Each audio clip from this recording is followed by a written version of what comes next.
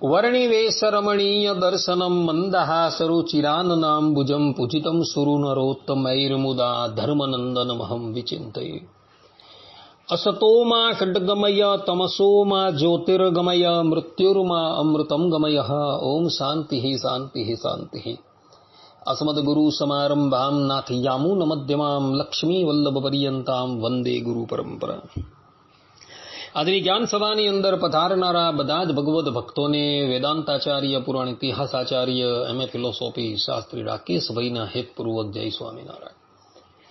ભક્તો, આજની આ જ્ઞાન સભાની અંદર આપણે બધા જેનો વિધિવત ગાદી પર અભિષેક થયો હોય તે જ આચાર્ય છે. આ વિષય પર થોડી વાર શ્રવણ કરશું તો બધા જ શ્રોતાગણો આ પ્રવચન એકાગ્ર મને કરીને શ્રવણ કરે. પ્રવચન કરતા અગાઉ હું એ વાતની સ્પષ્ટતા કરી દઉં કે આ પ્રવચનની અંદર હું જે પણ કંઈક કહીશ એ મારા વાક્ય નથી, પરંતુ શાસ્ત્રકારના વાક્ય છે. એટલે જેને આ બાબતમાં કંઈ શંકા હોય એ શાસ્ત્રોકારોને જઈને પૂછે, મને કંઈ પણ કહે નહીં.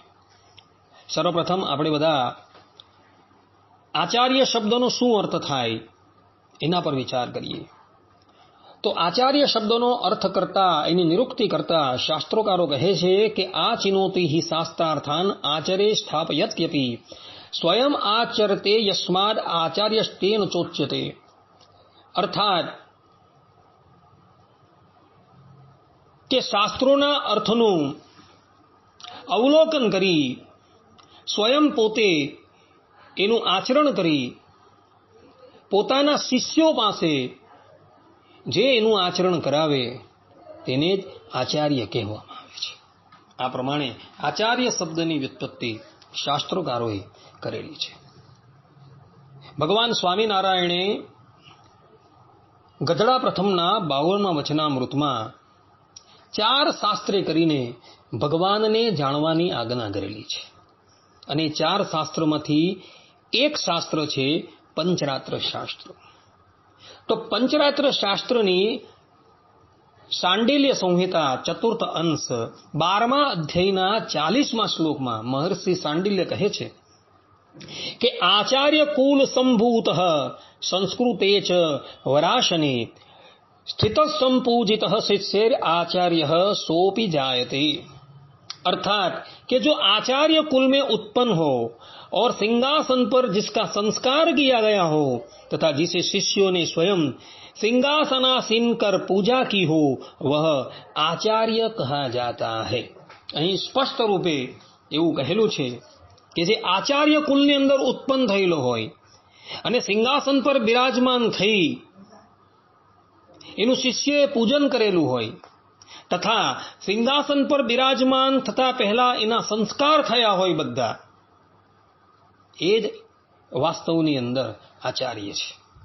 જ્યારે આપણા સંપ્રદાયમાં નવા આચાર્યની નિયુક્તિ કરવાની હોય ત્યારે એ આચાર્યના પણ બધા સંસ્કાર કરવામાં આવે છે.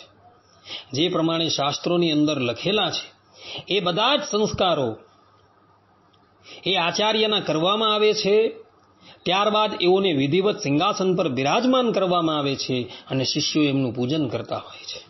આ પ્રથા ભગવાન સ્વામિનારાયણના વખતથી ચાલી આવે છે. ભગવાન સ્વામિનારાયણ પણ જ્યારે ઉદ્ધવ સંપ્રદાયની ગાદી પર બિરાજમાન થયા ત્યારે એમના ગુરુ રામાનંદ સ્વામીએ પણ ભગવાન સ્વામિનારાયણના બધા સંસ્કારો કરેલા હતા અને બધા શિષ્યોએ ભગવાન સ્વામિનારાયણનું પૂજન કરેલું હતું.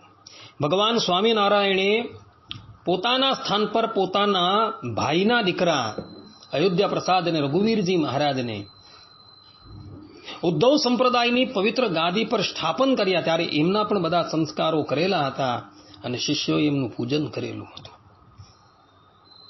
અયોધ્યા પ્રસાદ તથા રઘુવીરજી મહારાજે પોતાના સ્થાન પર અનુક્રમે કેશવ પ્રસાદજી મહારાજ તથા ભગવત પ્રસાદજી મહારાજને ગાદી પર બિરાજમાન કર્યા ત્યારે એમના પણ બધા સંસ્કાર કરવામાં આવેલા હતા અને શિષ્યોએ એમનું પણ પૂજન કરેલું હતું.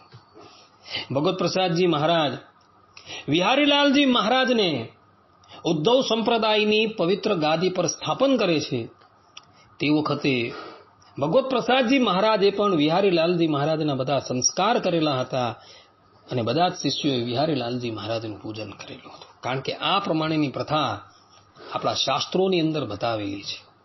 જે લોકોએ આ સંબંધની અંદર કંઈ પણ જાણવું હોય કે જોવું હોય એ સાંડિલ્ય સંહિતા 4th અંશ 12મો અધ્યાયનો 40મો શ્લોક જે છે એ જોઈ લે. કહેવાનું તાત્પર્ય એ છે કે જેને વિધિવત રીતે સંસ્કાર કરી સિંહાસનની ઉપર બિરાજમાન કરવામાં આવે તથા શિષ્યો જેનું પૂજન કરતા હોય એ જ વાસ્તવની અંદર આચાર્ય છે, એવું સાંડિલ્ય સંહિતાની અંદર કહેલું છે. આટલું કહીને હું મારા પ્રવચનને અહીં વિરામ આપું છું. સર્વે સંતુ નિરામયઃ, સર્વે સુખીનો ભવંતુ, સર્વે ભદ્રાણિ પશ્યન્તુ, મા કશ્ચિત દુઃખ ભાગ ભવેત અસ્તુ. જય સ્વામિનારાયણ.